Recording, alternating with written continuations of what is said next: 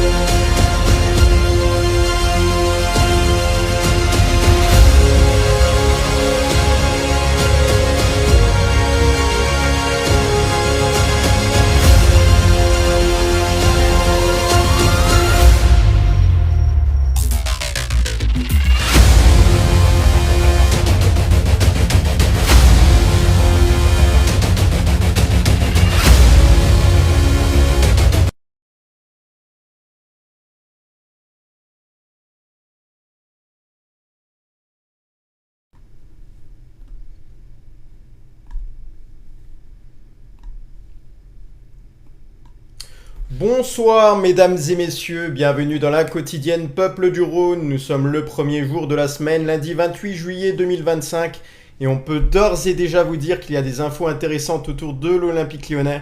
On va passer ça en revue dans la première partie, puis comme à notre habitude, la fraîche Ligue 1 et l'Europe Arena. Dans tous les gars, ça va être extrêmement corsé, des dossiers très chauds. Donc voilà, accrochez-vous à votre siège les gars. On peut commencer par remercier encore une fois, tous les auditeurs qui ont pu participer au partage du live durant les décomptes, leur nombre de likes et surtout leur bonne humeur. Donc merci beaucoup les gars. On regardera comme à notre habitude le classement des meilleurs auditeurs en cette fin d'émission. Allez, avec nous ce soir dans la team Peuple du Rhône, on a l'inévitable Damien, le frivolant Adil, je veux le co-animateur. Et il me semble qu'il y a Guigui, non, que j'avais vu tout à l'heure, là il est plus dans les demandes. Allez Guigui, il est où? Guigui, on te cherche. C'est bon, ça apparaît. Comment va les gars? La forme? Ça va. Très content, Olivier. Ah oui, je suis super content là ce soir. Joujou, alors t'es pas à la maison là, c'est bien, tu profites? Bah écoutez, il va y avoir une surprise pour tous les auditeurs ce soir à la fin du live, mais je pense qu'il y en a à pas la fin mal du qui live, sont t'interviens à la fin? Ok, y a pas de souci, tu me coupes ouais, quand ils vont c'est bon. intervenir. Monsieur, il interviendra à la fin. Ouais. Ok, très bien.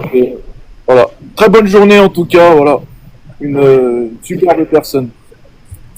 Ah bah c'est cool, tu nous tiens au courant et puis on verra. Les gars, merci les 26 000 likes, c'est énorme les gars, vous êtes déjà très nombreux et il y a pas mal de choses à voir ensemble. Oui, Joujou ? Je suis là pour toutes les missions quand même. Ah ouais, incroyable, il a fait l'effort alors qu'il n'est pas chez lui d'être là depuis le début, merci à Joujou. Voilà, on le rappelle, le 28 juillet 2012, parce que nous sommes le 28 juillet, mais en 2012, qu'est-ce qui s'est passé le 28 juillet 2012 ? Je demande aux animateurs là. N'hésitez pas à le dire en commentaire également. Ah, Guigui qui vient d'arriver. Dernier titre de l'OL ? Ouais, il y a 13 ans. Il y a 13 ans, je vais vous dire ça. Donc, il y a 13 ans, l'OL qui remportait le trophée des champions face à Montpellier. Il s'agit du dernier titre de l'Olympique Lyonnais. Donc, mené notamment 2 fois au score suite à des réalisations de John Utaka, on se souvient, et Emmanuel Herrera à la 56e minute sur penalty. Les Lyonnais qui ont réussi à remonter au score grâce à Bafétimbi Gomis et à Jimmy Briand qui remettaient les compteurs à 0. Au tir au but, l'OL s'est montré le plus précis avec un succès 4-2. On le rappelle, le 11 qui avait évolué ce soir-là, ça va rappeler notamment certains noms de joueurs avec Hugo Lloris, Mamadou Dabo, Chris, Koné, Sissoko, Gonalon, Fofana, Gourcuff, Lacazette, Gomis et Briand qui jouaient ce soir-là. Voilà sur ce trophée-là. Vous vous en souvenez les Gones? Comme si c'était hier ou pas? Ah oui, bien sûr. Ah, ouais. Guigui. Ça va Guigui? Salut. Ça va. J'ai eu des petits soucis de connexion, désolé, je suis reparti et je suis revenu. On voyait que tu étais là déjà bien avant. Salut Juju. J'ai pas pu faire coucou encore. La forme? On a tout le choc ce soir qui est là. Bien en forme. Ah, Panizza. Comment on va? L'équipe là. C'est ça. Et puis le 28 juillet, c'est aussi une autre date, les gars. On se rappelle que le 28 juillet 2001, je pense qu'il y en a peu qui s'en rappellent, ça date d'il y a 24 ans en arrière. Son nom était resté gravé dans l'histoire de l'Olympique Lyonnais. C'était le premier match de Juninho du côté de Gerland. Donc ça date, mais c'est aussi un 28 juillet, encore une fois.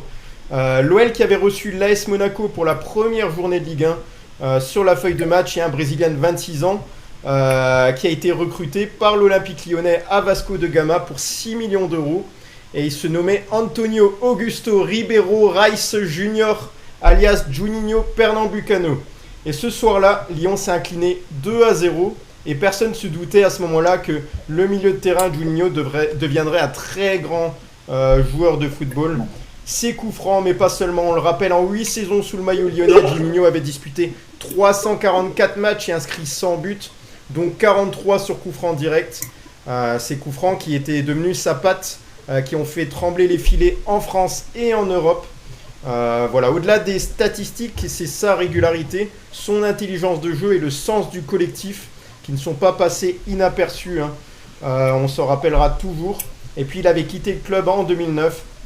Il avait connu un passage un peu plus difficile comme dirigeant et en tant que directeur sportif entre mai 2019 et décembre 2021. Voilà, à ses 50 ans. Aujourd'hui, il est engagé dans d'autres projets, hein, mais malgré tout, on n'oubliera jamais, il est considéré par les supporters lyonnais, Juninho Pernambucano, comme le plus grand joueur qui est passé par l'Olympique lyonnais en majorité des supporters lyonnais. Si on avait à voter, ce serait le cas. Voilà sur cette info. Moi, je vous propose quelque chose avant d'attaquer la suite, les gars. C'est pendant le temps où je vais notamment vous demander un petit peu ce que vous pensez de Juninho Pernambucano. Je vais vous projeter une vidéo. Donc je vais demander à Damien un petit peu les souvenirs que tu as avec Juninho. Là on se rappelle du premier match. Je doute fort que tu t'en souviens pas. En 2001 de Juninho. Le premier match? Ouais. Et il était passé inaperçu, hein, parce que Lyon avait perdu 2-0, que personne ne le connaissait. Je crois qu'en plus, au tout début de match, il joue un peu milieu droit. Et avec, je crois, oui, c'est Jacques Santini. Et c'est Bernard Lacombe qui a dit à Jacques Santini, mais mets-le dans le cœur du jeu. Tu verras, il sera bien meilleur. Après, les souvenirs de Juninho, il y en a tellement. C'est franc. Pour moi, c'est le meilleur joueur que j'ai, on va dire, vu à l'Olympique Lyonnais, parce qu'il m'a tellement fait rêver de par ses coups francs. Donc, grosse légende de l'Olympique Lyonnais. Il y a trop de souvenirs. Adil, Juninho, ton joueur préféré passé par l'OL? Bah oui, si vous voulez, les autres équipes, quand ils allaient à l'Olympique Lyonnais, ils disaient surtout ne faites pas de faute dans la surface parce que sinon Juninho, eh ben, il va pas nous rater. Eh ben, quand il y avait une faute, eh ben, automatiquement il y avait but. Jojo? Oh bah les gars, moi Juninho, je me rappellerai toujours du coup franc qu'il a mis à Oliver Kahn. Hein. Il est allé le chercher bien au fond des filets celui-là. Il en a mis tellement Juninho, mais pour moi c'est le meilleur tireur coup franc en Europe. Et puis même, je sais pas si vous vous rappelez, même quand il est allé en MLS, il a même appris à Thierry Henry à tirer ses coups francs. Donc faut dire un petit peu de la vidéo.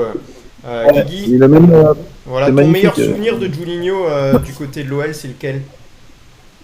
Franchement, comme a dit Il Damien, il y en a trop. Le simple fait de savoir qu'il posait le ballon à 20, 25, 30 ou 35 mètres, le gardien en face qui boxait les ballons, ils étaient en galère, c'était assez incroyable. Et non, il est resté quand même assez longtemps au club. Ouais, longévité, il avait le capitana aussi. Il avait son caractère. Souvenir qu'il avait, je crois, exposé une caméra en sortant frustré d'un match face au PSG. Il avait toujours la gagne en lui. Et non, c'est franchement, pour moi, effectivement, le plus grand joueur que moi j'ai pu voir jouer. Et oui, les coups francs, en tout cas, on fait pour le coup le tour de la planète foot. Ouais. On va partir sur la vidéo. Alors la vidéo, vous en doutez, c'est Juninho. On en avait une fois projeté une. Là, on en projette une autre qui est pas exactement la même. Alors, c'est pas moi qui ai choisi la musique, elle est déjà sur le fond. Voilà.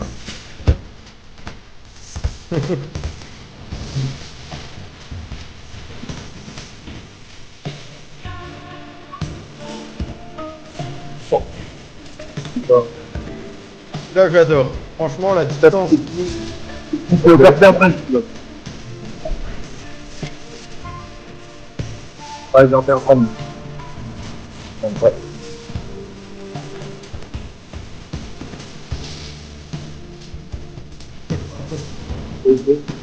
C'est des musiques pour faire des bébés, j'ai entendu en commentaire. Oh, les gars, là, les bébés, on les voit, ils sont faits par Juninho. Regardez-moi ça.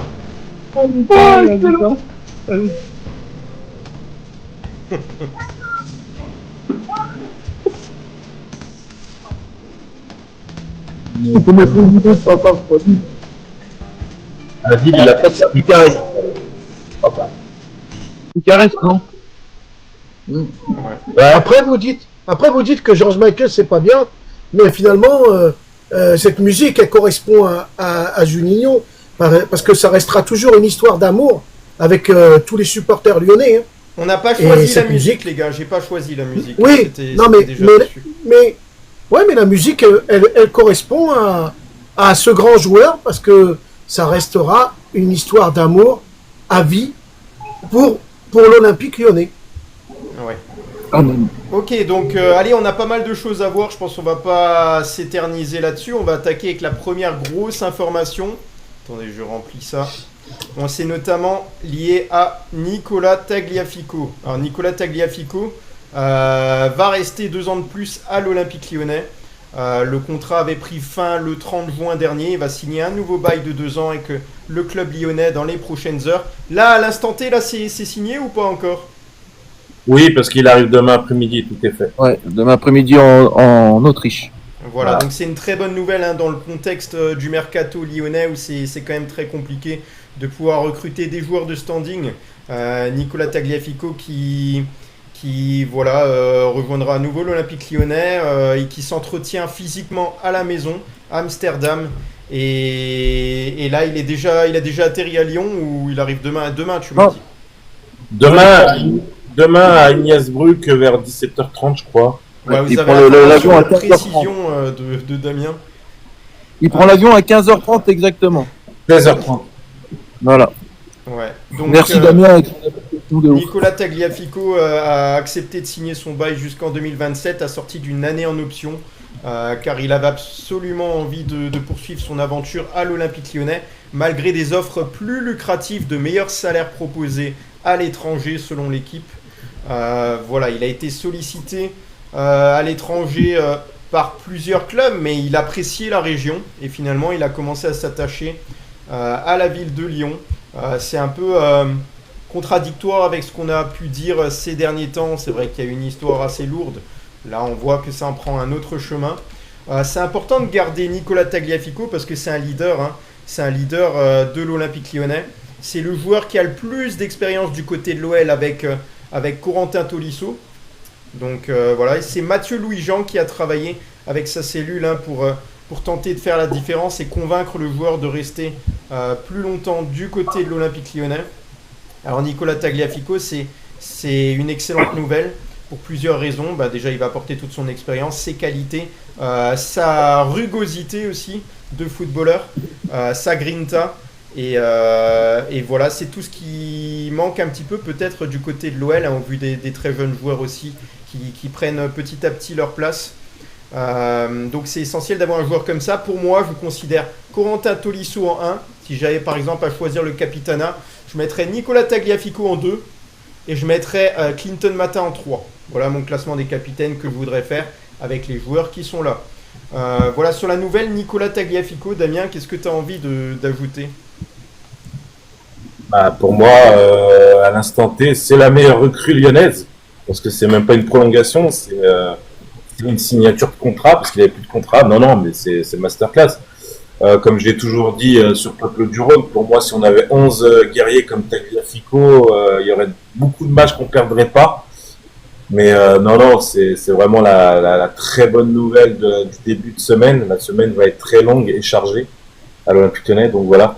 Mais ouais, masterclass, trop content.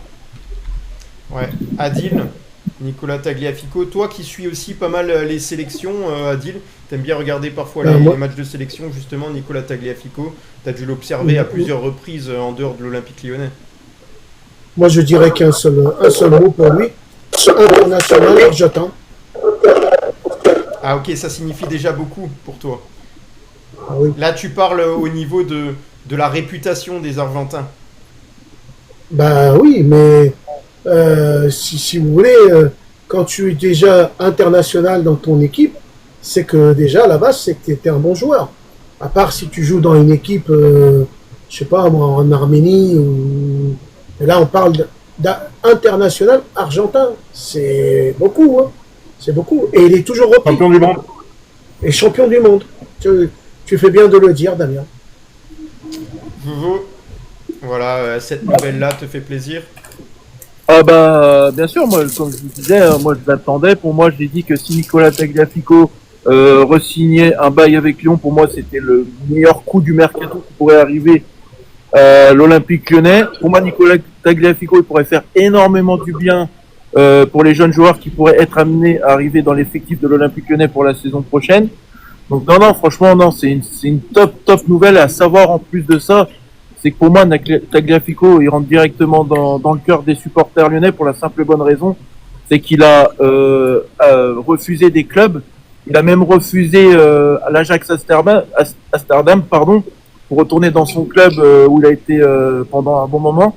Et il a préféré revenir à l'Olympique Lyonnais. Et si ça, c'est pas une preuve comme quoi qu'il a l'Olympique Lyonnais dans le cœur et dans son âme, franchement, c'est magnifique. Merci à lui, quoi. On peut dire que merci. Ouais, allez, arrête de confisquer la caméra et dirige-la vers Juju. Je plaisante, bien sûr, c'est pas vrai, hein, c'est parce qu'il est en train de parler. Voilà, Juju, cette nouvelle, est-ce que Nicolas Tagliafico, selon toi, est le meilleur joueur lyonnais de l'effectif? En tout cas, c'est une bonne nouvelle. Un joueur cadre de l'OL qui a été, qui a la grinta, surtout, j'aime bien sa grinta, moi. Donc, moi, je retrouve un peu le sourire avec sa re-signature. Ouais.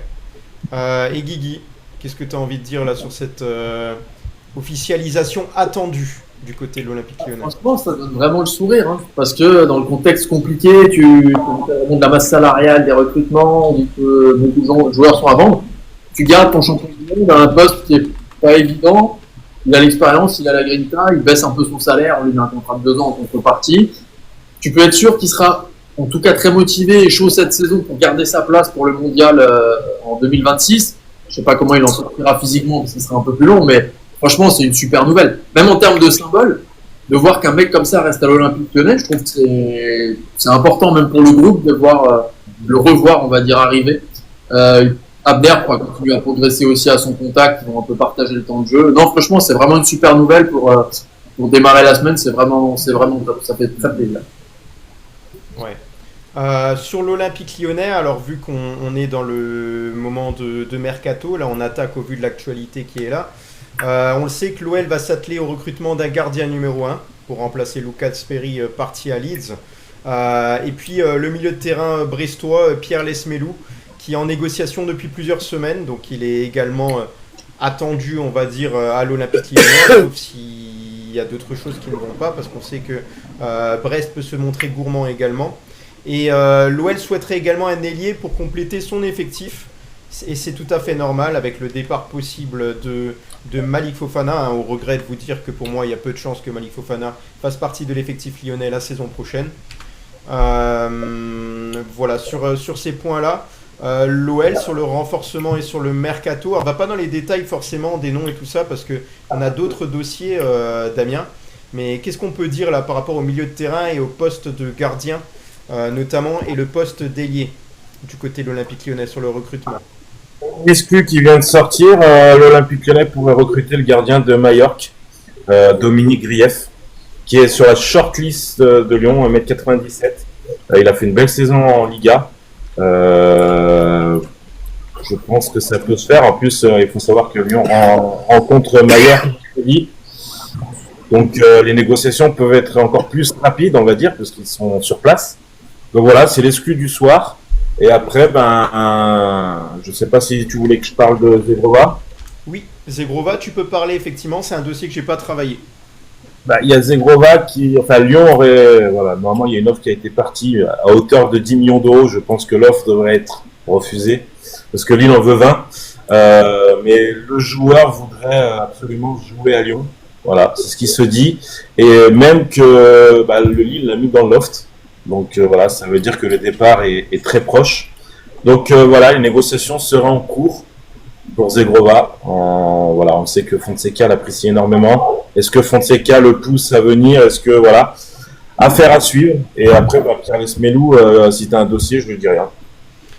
Moi, je veux bien que tu enchaînes simplement par l'information parce que ça a été posé en question par rapport à la possibilité de prêt là du côté de City. Le dénouement est cette semaine, tout simplement. Ouais, tout simplement, le dénouement est cette semaine. On n'a pas d'infos sur le joueur, sur rien du tout. Apparemment, c'est ce que j'ai vu sur Twitter. Peut-être Makaté. Makati.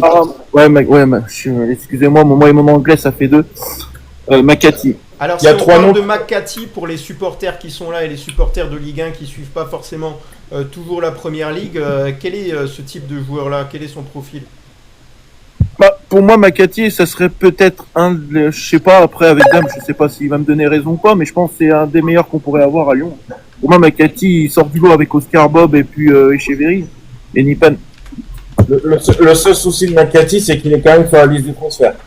Ouais, voilà. Mais Makati, Donc, je pense pas que ça soit Makati. Après, je peux me tromper. J'ai pas d'infos sur ça. Voilà, il y a 2 noms qui ressortent, c'est Nipan et Oscar Bob. Ça referait surface. Donc voilà, mais le dénouement est cette semaine. Hein. Ça, c'est plus de. C'est sûr. c'est bien en tout cas, c'est que voilà, le mercato de Lyon, il avance enfin, on va dire. Ça fait plaisir. Mais c'est quand même marrant. Depuis le départ de Ryan Cherki, on a eu quand même plusieurs noms venant de Manchester City qui pourraient être prêtés. À un moment, ça commence à me faire rire un petit peu. Non, mais Adil, comme on avait dit aussi, il y avait la Coupe du Monde des clubs aussi. Non, mais aussi attention, je suis pas là en dans train le de dénouement critiquer. aussi. Hein. Ah non, Non, non, je suis pas là en train de critiquer. C'est juste Mais que à chaque fois on a un nom, on a un nouveau.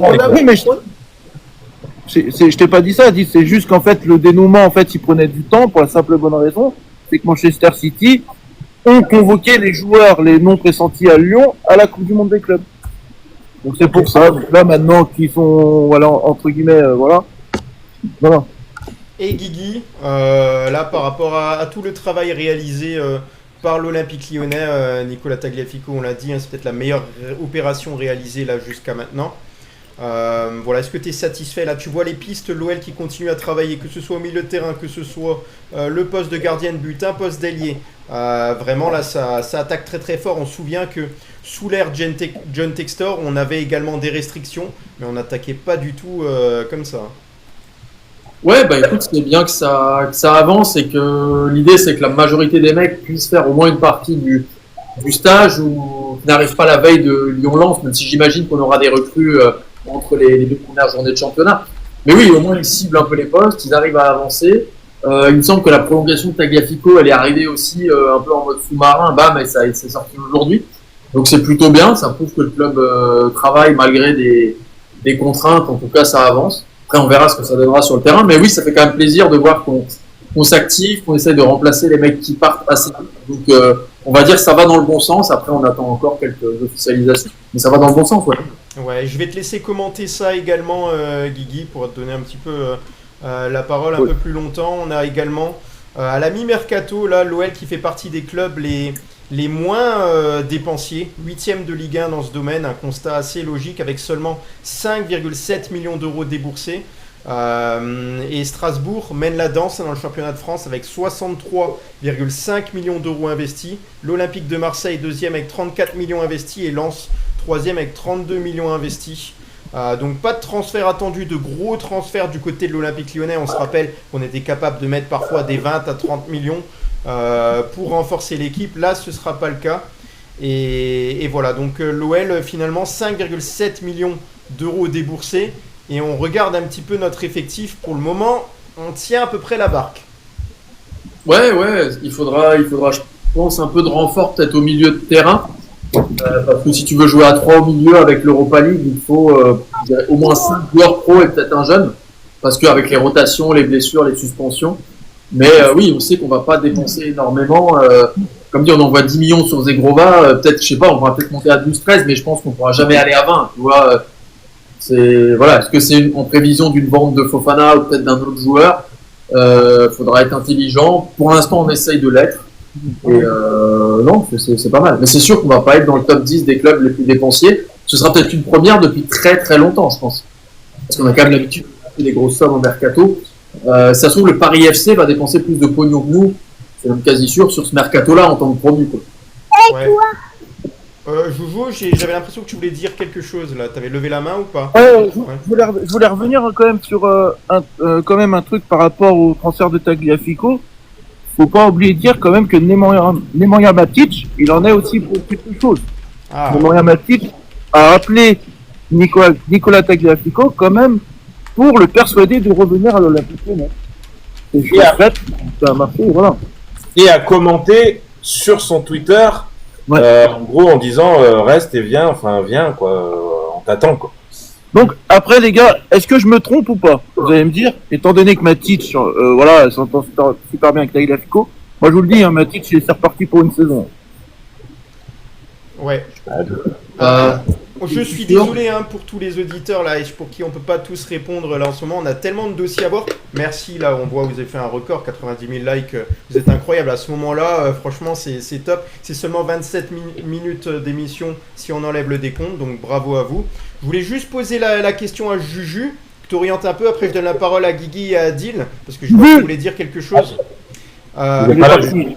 Ah, il est parti. Il reviendra pas là. Ouais, il allait au water. Bah du coup Guigui sur Nemanja Matic parce que du coup on fait un petit peu le lien entre les deux là, Nemanja Matic qui a convaincu Nicolas Tagliafico de rester. Toutefois c'est pas forcément la même importance des deux côtés hein, ces joueurs-là. c'est pas la même importance. Du moins, Matic a été très important. Comme dit, les premiers mois lors de son arrivée, c'était un peu moins vrai cette saison. C'est pas le même salaire non plus. Matic est quand même coûte encore plus cher. Il est encore plus âgé. Et si je dis pas de bêtises, tu sais, il avait donc caché le badge ou le logo. Il avait pas pris 3 ou 4 matchs de suspension, Damien, je sais pas si tu t'en souviens. Je crois que c'est 4. Ouais, t'imagines, ça voudrait dire que même dans l'hypothèse où il resterait, on pourrait pas l'utiliser pour les matchs de la saison. Enfin, c'est beaucoup quand même pour un mec aussi cher que lui. Donc je sais pas, je suis quand même pas certain qu'il reste du fait de son salaire, même s'il poste pas mal de stories, c'est vrai, mais je sais pas, je suis pas certain qu'il reste pour autant parce que comme il coûte méga cher et on a quand même encore des restrictions de la DNCG et je serais pas surpris qu'on ait dit entre guillemets on va se délester des gros salaires dont Matic. Mais faut qu'il ait des pistes pour ça et ça a pas l'air d'être encore le cas. Ouais, mais rectification pour la suspension de Matic, c'est 2 matchs fermes et 2 avec sursis, je crois. Ouais. Ok, merci pour l'information avec précision. Guigui, je voulais revenir avec un truc avec toi. Ouais. Est-ce que pour toi, les dirigeants n'auraient pas demandé justement à Matic de motiver, motiver Tagliafico? Alors, je connais pas Matic personnellement, je suis pas certain que tu lui demandes. Enfin, je pense que s'il veut pas le faire, il le fait pas. Il a l'air d'avoir un sacré caractère, notre ami serbe. Et lui, comme dit, il est encore sous contrat, donc on peut pas espérer entre guillemets, tu sais, qu'il re-signe en baissant son salaire. Il a un contrat, il l'a signé, on va le. Je sais pas. J'ai quand même du mal à le voir. Faut être vigilant avec les questions en plus parce que les gars, j'ai 20 pages de dossiers hein, ce soir. Donc, je m'arrête là, alors vas-y. On va y aller. C'est moi, c'est désolé. Je vois qu'il y a, pour une fois qu'Adil il est calme avec nous et que ça va, il sait qu'il y a énormément de choses à dire. Maintenant c'est Jolo. Non, mais je rigole, c'est une question, c'est rien. Hein. On a pas mal de choses à voir. Ah, vous allez faire un duel à Guigui là-dessus. D'ailleurs, t'as Juju qui est à côté de toi, donc que Juju se concentre parce que c'est là-dessus que je vais l'interpeller. L'Olympique Lyonnais à l'heure actuelle est le club le plus vendeur de ce mercato avec la barre des 70 millions d'euros de vente depuis début juin. L'OL qui voulait retrouver une certaine discipline financière et là grâce aux ventes, notamment le gardien Lucas Perry pour 16 millions d'euros, la vente également de Ryan Cherki pour 36 millions d'euros, Saïd Benrahma pour 12 millions d'euros, Amin Sarr pour 3,5 millions d'euros, Johan Le Penant pour 2,5 millions d'euros, Adrielson pour 2,2 millions également et Jordan Verretou pour 500 000 euros. L'OL devient la formation française ayant le plus vendu sur la première fenêtre de mercato estival, le tout devant le RC Lens, 64 millions, et l'OGC Nice, 59 millions. Donc voilà, l'OL n'a, je pense, jamais autant vendu une telle somme aussi rapidement lors du mercato, Juju. Bah oui, du coup oui, avec la conjoncture actuelle, il fallait vendre. Ça, c'était sûr, c'était une certitude. Après, ce qui est bien aussi, c'est qu'on retrouve un équipe sportif aussi. Il faut quand même du monde sur le terrain. Donc finalement, c'est pas si mal. On va peut-être en apprendre d'autres là dans les jours à venir. Donc moi déjà, ouais, je pense que je retrouve la forme un petit peu avec Tagliafico là dernièrement. Et quelle vente selon toi pourrait être la prochaine du côté de l'OL? Je pense que tu as la réponse. Je pense qu'on a presque tous la même. Bah le Matic. Ça pourrait. Bah Je ouais, pensais surtout à Malik. Mali, ouais, mais non, moi je veux pas le voir partir. À Kouakou d'abord. J'allais dire, Ouais, en vrai, puis, Aku. Ah, j'arrive plus à le prononcer. Aku. Non. non, après, Malik Fofana, ouais, j'aimerais On va en bien. parler du milieu de terrain, Aku. Pour la vitesse sur le côté, il nous faut Malik là. Non, il nous faut Malik. Ouais, Adil. Non, moi, je comprends pas. Moi, ce que je demande à l'Olympique Lyonnais, c'est de pas trop recruter, parce que j'ai envie de faire confiance cette année aux jeunes, ce qui n'était pas fait les années antérieures. Et si on veut avoir un bon centre de formation, ben, il faut envoyer un petit indice aux jeunes que s'ils restent à Lyon, ils pourront peut-être rentrer dans le groupe professionnel. Alors, moi, je demande qu'on s'arrête sur les recrutements, qu'on attend le mois de décembre pour peut-être recruter une ou deux personnes pour pouvoir jouer continuer l'Europa League, ce qui pourrait nous aider, parce que sinon, si on achète tout de suite et que les gens ils sont tous cramés, c'est pas la peine. Alors, c'est bien parce que dans cette quotidienne, j'ai pas encore eu cette demande, mais en tant que supporter lyonnais et encore plus pour ceux qui sont issus de la région, effectivement, il y en a certains qui veulent retrouver cet ADN-là et retrouver les jeunes sur le sur le terrain de foot. Donc c'est une demande cohérente. Ta lettre, elle est un petit peu tôt pour passer au Père Noël, mais voilà, on va la passer à Michel Kang, ta lettre. Voilà. Donc sur Paul Akouakou, justement, on peut faire la transition. Paul Akouakou est scruté du côté de l'Espagne. C'est le Real Saragosse qui aimerait le recruter en prêt. L'équipe évolue en 2e division espagnole depuis 2013 et elle a l'intention de donner un rôle important à Paul Akouakou. L'opération ne se réaliserait pas autrement a priori que sous la forme d'un prêt. Il est même précisé que le club lyonnais prendrait en charge une partie de son salaire. Gabi, notamment l'ancien membre du Real Betis, aurait échangé avec Paul Akouakou et également Xema Indias, directeur sportif. Reste à savoir si le projet peut intéresser le footballeur de 27 ans. Donc voilà, Paul Akouakou deviendrait la pièce centrale un petit peu là du projet du Real Saragosse. Dans tous les cas, il n'avait pas pris la direction avec l'Olympique Lyonnais du stage. Il ne prendra pas la direction du Tyrol.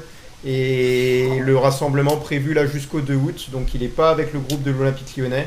Et voilà, donc ça devrait avancer fort. Paul Akouakou qui réfléchit, qui n'est pas sûr de lui, qui attend de voir encore un petit peu avant de se décider. Il est assez indécis là-dessus. On rappelle que son contrat court jusqu'en 2027 avec l'Olympique Lyonnais. Il y a également des rumeurs d'un intérêt de Retafe, mais cette option serait plus d'actualité à première vue. Donc voilà, on va attendre de voir ce que ça va donner. Du côté de l'OL, il avait disputé seulement 14 matchs. Maintenant, voilà, je me souviens de pas grand-chose le concernant. Je me souviens notamment d'un souvenir, on avait pas mal d'espoir à jouer au Vélodrome avec Paul Akouakou au milieu de terrain. On avait perdu 3-0, je crois, ou 4-0. Il me semble, au Vélodrome. Ouais. Voilà, sur Paul Akouakou, il y a un autre renseignement à ajouter ou t'avais la même chose, Damien ? Ouais, moi j'avais annoncé à Retafe, mais du coup, ouais, ça serait tombé à l'eau et Saragosse, mais le problème c'est que ça serait un prêt. Moi je l'aurais même pour 500 ou 800 000 euros, je l'aurais vendu. Autant se débarrasser du salaire. Après, Saragosse, je sais pas s'ils peuvent, je crois qu'il a un salaire de 66 000 euros, 63 000 par mois. Donc voilà, ouais, bon, si c'est un prêt, mais si on prend 50-50 du salaire, je trouve pas. C'est juste pour dire qu'il est plus dans le groupe, quoi. Voilà, 14 matchs joués du côté de l'Olympique Lyonnais. Jojo, quel souvenir t'en gardes ? Ouais, on va dire son seul match de préparation. Allez, on va dire son souvenir, c'est le match qu'il a fait contre de préparation, c'est tout. Seul potable. Sinon, ouais, voilà, c'est dommage contre Manchester United à domicile. C'est potable, il se blesse. C'est dommage, mais non, c'était pas un joueur qui pouvait rentrer dans l'effectif de l'Olympique Lyonnais et s'imposer à l'Olympique Lyonnais. Non, franchement, voilà, maintenant on peut dire que bon vent, et puis voilà, comme il a dit Dan, malheureusement c'est un prêt, j'aurais bien voulu qu'il parte en concert. Voilà, donc on sait qu'il reviendra la saison prochaine à l'Olympique Lyonnais, si ça se concrétise à Real Saragosse. Et Guigui, on peut rien en tirer de Paul Akoukou, hein. Je vois des offres de prêt, mais voilà, personne ne veut se mouiller à mettre un peu d'argent sur lui. Ouais, sinon je pensais comme Damien, faire une Verretou, tu le vends pour 400, 500 000 et ils prennent et voilà, c'est un transfert. Mais écoute, si après même pour l'équilibre du groupe, tu vois, si Fonseca ne veut plus faire appel à lui, effectivement autant le prêter qu'il puisse jouer dans un autre club et qu'il y ait un groupe un peu plus resserré peut-être. Voilà. Donc ouais, pas grand chose à dire. Sur un mec qui a joué 14 fois des bouts de match. Ouais. Alors les gars, je vais vous dire, restez avec nous vraiment parce que on a notamment des sujets d'actualité à voir ensemble. On a d'autres dossiers. Il y a également un enregistrement à écouter parce que j'ai un coup de gueule à donner également. Voilà, donc il y a pas mal de choses intéressantes. Donc n'hésitez pas à suivre Peuple du Rhône, les gars. Merci pour ceux qui l'ont déjà fait ce soir. N'hésitez pas à aller voir la chaîne YouTube, le réseau X, Instagram également. Vous allez voir partout là sur les réseaux là. Vous pouvez nous suivre et vous aurez le maximum d'informations. Il y aura également une grosse nouveauté. Normalement, d'ici demain soir ou après-demain soir, ça va sortir. Peuple du Rhône, si vous voulez être des privilégiés, vous aurez également la possibilité. On vous expliquera tout ça. Je sais qu'on a mis fin à la libre antenne, mais la priorité c'est vous. Et on va continuer à attaquer ces dossiers-là ensemble. Notamment sur l'actualité avec le Conseil national de l'éthique qui classe sans suite une saisine qui visait Jean-Michel Aulas. On le rappelle que le conseil de surveillance de la FFF avait posé une saisine contre l'ex-président lyonnais après son intervention auprès de la DNCG suite au maintien de l'Olympique lyonnais en Ligue 1. Le club national de l'éthique, le conseil de l'éthique, pardon, qui l'a classé sans suite. Le conseil national de l'éthique avait été saisi le 11 juillet dernier de la Fédération française de football au sujet des propos de Jean-Michel Aulas dans l'équipe le 9 juillet sur son intervention auprès de la DNCG. On le rappelle, il a dit « J'ai fait tout ce que j'ai pu pour aider l'Olympique lyonnais. J'ai aidé pour que Lyon reste à sa place en première division. » Et du coup, on a cru un petit peu à une injustice parce qu'il n'a pas le droit de le faire, hein. Vu qu'il a une fonction de gouvernance, donc il n'a pas le droit de le faire auprès de la Fédération française de football. Donc là, du coup, dans ce dossier-là, il y a eu un manquement aux règles des déontologie, mais après étude du dossier, il a été considéré que ça a été de la maladresse concernant ce qu'a pu dire Jean-Michel Aulas. Donc c'est rien de grave, et Michel Kang qui l'a également défendu. Donc dans ce dossier-là, il n'y aura pas de sanctions, que ce soit contre Jean-Michel Aulas ou l'Olympique lyonnais. Il manquerait plus que ça. Mais j'ai trouvé ça un petit peu grossier. J'ai trouvé qu'on s'attaquait un petit peu à l'Olympique lyonnais à nouveau, parce que l'OL est maintenu en Ligue 1. Et finalement, on a saisi cette commission-là pour attaquer l'Olympique lyonnais. Et qui le font? Qui l'a fait, tu veux dire? La FFF, la FFF précisément. Donc un organisme de football français haut placé. Damien, est-ce que tu es surpris de ça? Je suis surpris de rien avec les instances du football français qui s'occupent de nos championnats et de nos clubs pour essayer que notre championnat soit attractif au lieu de s'occuper des conneries. Voilà, il n'y a pas de suite, tant mieux. Voilà, ils ont encore voulu faire un peu du buzz sur l'Olympique lyonnais comme ils en ont l'habitude de le faire. Voilà, donc rien d'autre à ajouter. Classé sans suite, au revoir. Voilà, les autres, là, on va demander à Dil qui n'a pas encore eu la parole depuis un petit moment. Le fait que la FFF s'est attaquée aux propos de Jean-Michel Aulas et a considéré qu'il y a pu avoir une forme d'injustice par rapport au fait que Jean-Michel Aulas a mis le nez dans le dossier pour défendre l'OL face à la DNCG. Est-ce que du coup ça te perturbe? Est-ce que ça te choque ou tu trouves ça tout à fait normal? Bah, moi, je trouve pas normal parce que franchement, c'était son club. C'est son club de cœur. Même s'il est plus à la présidence, ça restera à vie son club de cœur. Alors, tu peux pas dire à un ancien président de quelle que soit quelle équipe de pas défendre son club, même s'il est dans les instances. Non, ça reste son club. Ouais. Et Guigui, là, sur cette situation-là? Bah pareil, de mémoire, il avait dit qu'il avait aidé dans la limite de ce qu'il avait le droit de faire parce qu'il savait qu'il avait un rôle officiel et qu'on le rappelait pas. Et que pour notamment certains trucs physiques, il avait envoyé certains de ses proches conseillers qui à l'époque suivaient aussi l'OL, mais lui c'était entre guillemets, il avait mis un peu de distance quand il sentait que ça devenait un peu limite, quoi. Il avait conscience qu'il devait garder un petit écart avec ça. Maintenant c'est classé sans suite, tant mieux honnêtement. Ouais, laissez-nous. Et heureusement, sinon on serait posé des questions et on aurait pu tourner soit au drame pour Jean-Michel Aulas, soit quelque chose. Mais c'est pas lui qui a amené les 100 ou 200 millions d'euros qui manquaient. Les apports et tout ça. D'ailleurs, Michel Lang a mis en avant qu'il était resté à sa place. Tout ce qu'il n'avait pas le droit de se mêler, il s'en est pas mêlé. Mais malgré tout, ils ont parlé de maladresse du côté de l'instant. Ils ont dit ouais, c'était maladroit. Attention quand même à pas franchir la frontière, mais il n'a pas fait de bêtises. Jouveau. Écoutez, moi j'ai juste un mot à dire, c'est quand ça va s'arrêter toute cette mascarade contre l'Olympique Lyonnais.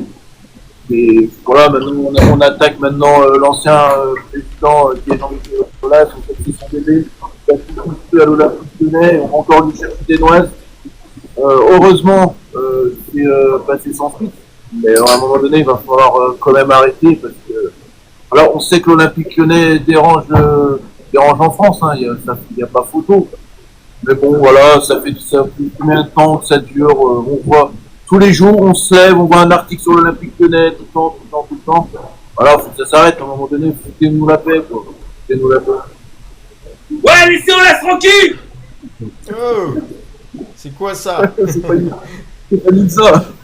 Voilà, on fait un petit point par rapport à la préparation. On laisse tranquille. Ouais, ok. Panizza, on va t'écouter, on va rester à notre place et tout le monde va défendre Jean-Michel Aulas. On touchera plus au président, c'est promis.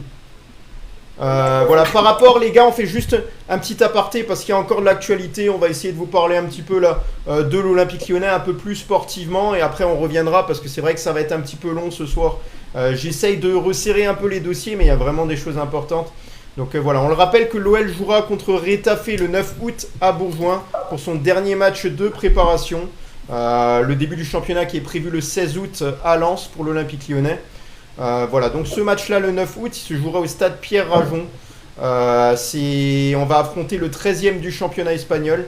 Le coup d'envoi sera donné à 19h dans un stade qui peut accueillir un peu plus de 7000 places. C'est un match qui va être disputé dans un format classique, ce sera plus 60 minutes et 60 minutes comme le dernier match. Les deux périodes dureront 45 minutes. Et puis l'OL affrontera le club espagnol de Majorque en Autriche à 17h30. Ce sera le 4e match de préparation pour les joueurs de Paulo Fonseca.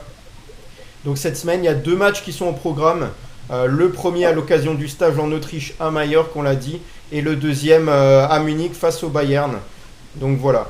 Concernant le Bayern Munich, on le rappelle que le Bayern Munich a participé à la Coupe du Monde des clubs. Ils sont tout juste en reprise. Ils auront à peine une semaine d'entraînement dans les jambes avant d'affronter l'Olympique Lyonnais. Voilà, donc eux, ils seront seulement en train de faire des tests physiques, des tests médicaux. Donc ils ne seront pas prêts physiquement. Rien n'empêche qu'ils auront un bel effectif forcément. Mais voilà, donc on le rappelle qu'ils ont été éliminés le 5 juillet dernier en quart de finale par le PSG. Le groupe de Vincent Kompany qui reprendra seulement l'entraînement le lundi 28 juillet. Donc il ne s'agit pas d'une reprise, on va dire, similaire à ce qui a été passé. Donc l'Olympique Lyonnais aura peut-être l'avantage du physique, mais pas de la qualité des joueurs, c'est sûr. 4 jours d'entraînement seulement avant d'affronter l'Olympique Lyonnais. Voilà pour eux. En plus, ils compteront avec des absents. Hiroki Ito, Alphonso Davies, Jamal Moussiala, gravement blessé, on s'en souvient, une fracture du péroné. Et pas de Thomas Müller qui est parti dans le championnat américain. Oh là là, le légendaire Thomas Müller. Voilà, donc par rapport à ces informations-là sur la préparation, déjà on parlait du plus gros adversaire, parce que forcément ça fait plus de bruit. Jouer le Bayern Munich à ce moment-là, le Bayern ne sera pas prêt non plus.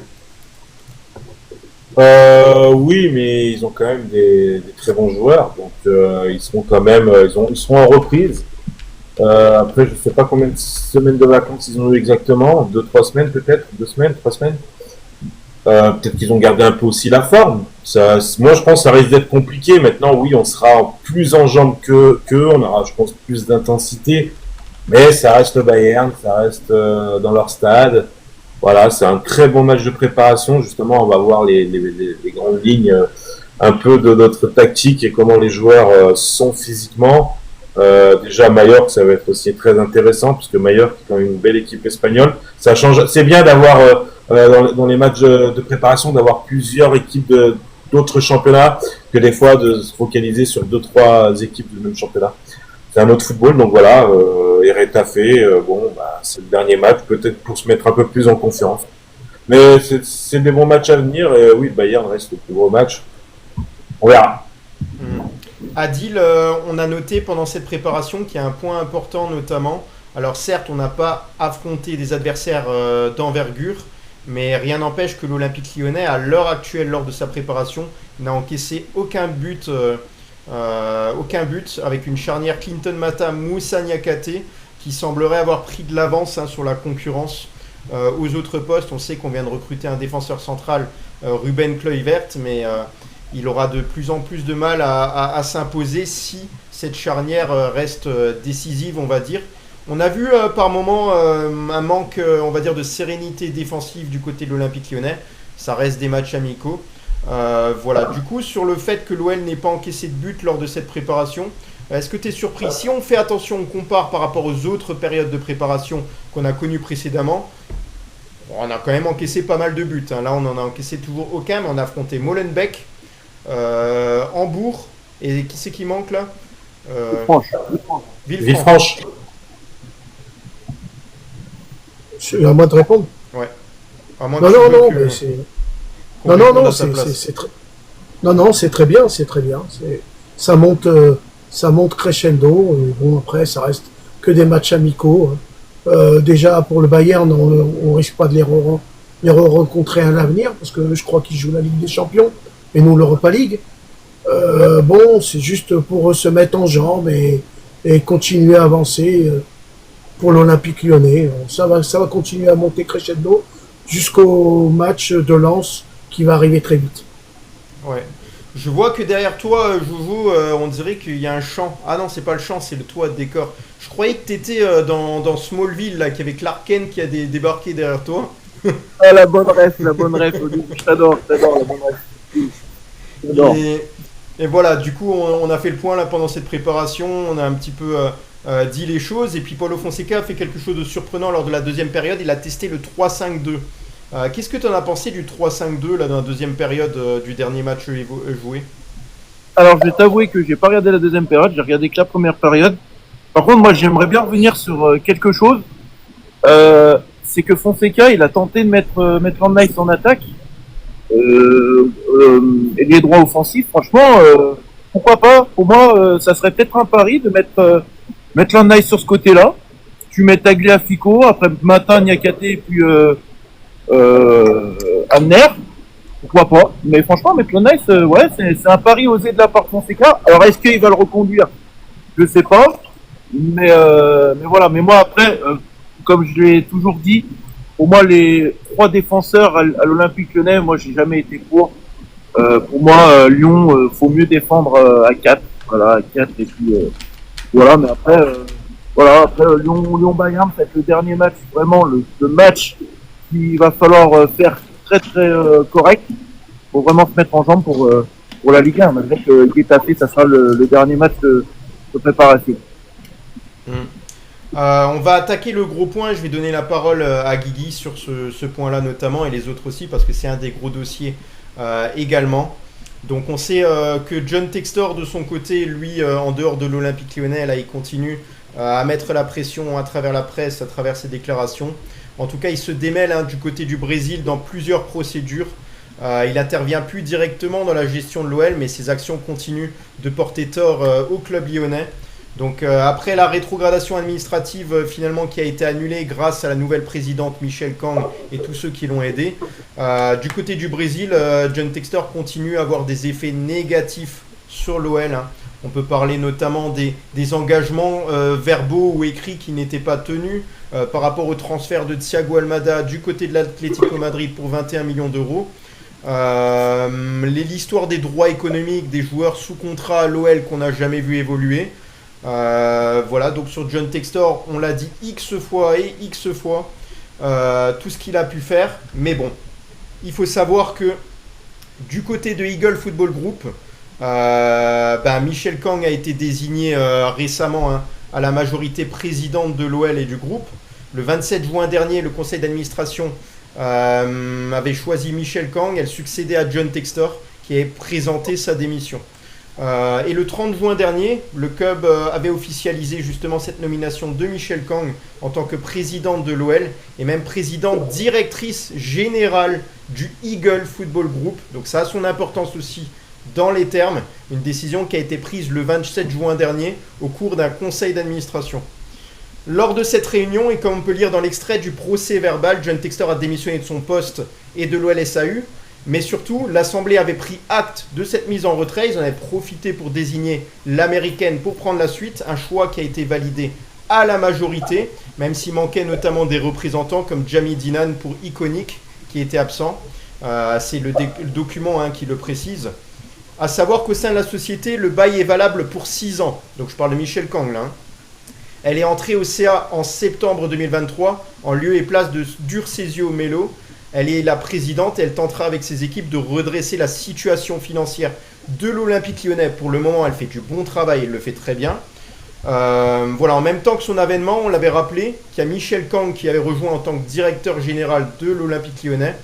Et voilà, il y a eu des officialisations qui ont suivi, une réorganisation. Et tout cela permet à l'Olympique Lyonnais, on va dire, de se remettre petit à petit sur pattes, mais ça va prendre énormément de temps parce que là, on est peut-être à 5-10% du travail seulement et qu'on a encore énormément de travail sur plusieurs années pour remettre l'Olympique Lyonnais sur quelque chose de durable dans le temps, qui va assainir les comptes également. Donc voilà, par rapport à tout ça, je vais voir après, on va parler du coup de gueule que j'ai pu entendre, je vais vous le faire écouter, mais juste avant, je vais demander à Guigui, par rapport à cette situation-là, il n'y a que des belles choses qui sont faites depuis que Michel Kang et ses acolytes interviennent et ont pris la direction de l'Olympique Lyonnais. Déjà, Michel Kang, Michael Gerlinger et Arès ont permis au club de rester en Ligue 1 en réinjectant énormément d'argent. Ça, c'est grâce à eux. Et maintenant, il faut satisfaire la DNCG, c'est-à-dire vendre, faire partir les gros salaires, recruter malin, arrêter de, entre guillemets, donner des salaires Ligue des Champions alors qu'on fait 5 ans qu'on n'en voit plus la couleur. Peut-être réduire un peu la voilure. Si, entre guillemets, l'Europa League te permet de filer des salaires à 150, 200, tu files 150, 200 et pas 450 à une époque, on avait, je crois, 8 ou 10 joueurs au-dessus de 300 000. Enfin, c'était vraiment énorme, mais on n'atteignait toujours pas la Champions League. Donc voilà, il faudra gérer ça. Peut-être des accords qu'a pu passer Textor pour des transferts, repayer les fournisseurs, l'URSSAF, enfin voilà, se remettre vraiment à flot financièrement, régler les factures, enfin voilà. Ouais. Je m'entends pas. Pardon. Voilà, se remettre là-dedans. Je pense que c'est que le début, comme tu as dit, du boulot. Ça prendra peut-être 2, 3, 4, 5 ans, le temps que tout soit de nouveau vraiment clean. Mais écoute, on va espérer qu'elle fasse avec les équipes du bon boulot et qu'en parallèle, le sportif aide à rentrer aussi un peu d'argent avec l'Europa League et ce genre de choses. Qu'on arrête de prendre des prunes de 12 millions parce qu'on prend des amendes aussi qui nous coûtent de l'argent. Que tout ça s'arrête et qu'on se remette dans une bonne dynamique. Donc elle a un sacré travail, sachant qu'elle gère OL Lyon aussi. Donc bon courage à elle. Ouais. On en vient du coup à ce que j'ai envie de vous parler ce soir. C'est notamment pour ça que Guigui malheureusement a entendu sa voix parce que je suis en train de rectifier et préparer tout ça. Donc pour l'heure, je souhaiterais vous faire écouter à tous, là tous les auditeurs écoutez bien, un audio qui vient de l'Afterfoot et autant vous dire que je suis pas d'accord du tout avec ce qu'a dit Jennifer Mendelzewicz, je sais pas comment on prononce, c'est un peu compliqué, consultant de leur émission. Elle a parlé de Michel Kang et les gars c'est vraiment pas beau, je vous fais écouter ça auprès du micro, on va voir si on entend bien, vous me dites. Fais gaffe au droit d'auteur. C'est une voix, c'est rien. De mauvais augure. Il y a beaucoup de signes qui devraient quand même alerter les supporters de l'OL. Il y a tellement eu un rejet de John Textor qu'un petit habillage cosmétique suffit à faire croire à tout le monde qu'on est sur la voie d'une révolution. On nous vend un nouveau visage, une nouvelle dynamique, une nouvelle politique. Mais si on commence à rentrer un petit peu dans les détails, est-ce qu'il y a eu un changement de la structure de l'actionnariat ? Non. Aujourd'hui, on nous parle de mise en retrait, de prise de recul, mais tout ça, ce sont des termes complètement flous. Donc on nous a mis un nouveau visage qui est censé apaiser tout le monde et séduire la DNCG, mais en fait, on peut changer tous les visages qu'on veut. Les demandes de la DNCG ne vont pas changer.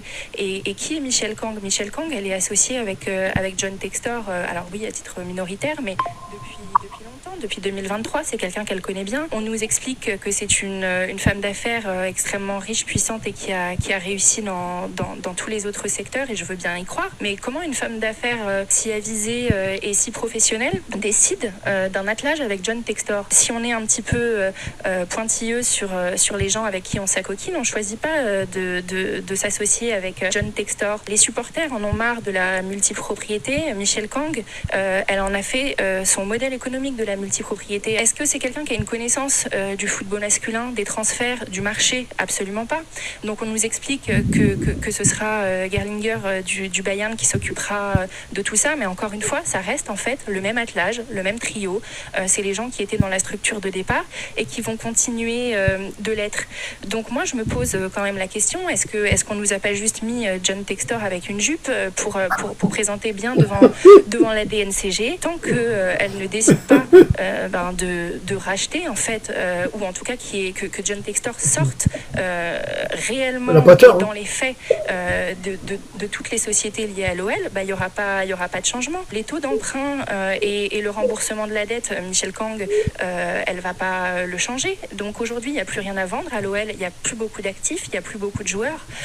Donc soit en fait ça va être de son argent personnel et j'en doute très fort, soit en fait on est juste en train de faire une nouvelle opération d'enfumage, d'abord pour les supporters et un petit peu plus pour la DNCG. Je voudrais pas jouer les oiseaux de mauvais augure, mais il y a beaucoup de signes qui devraient quand même... Voilà, bref.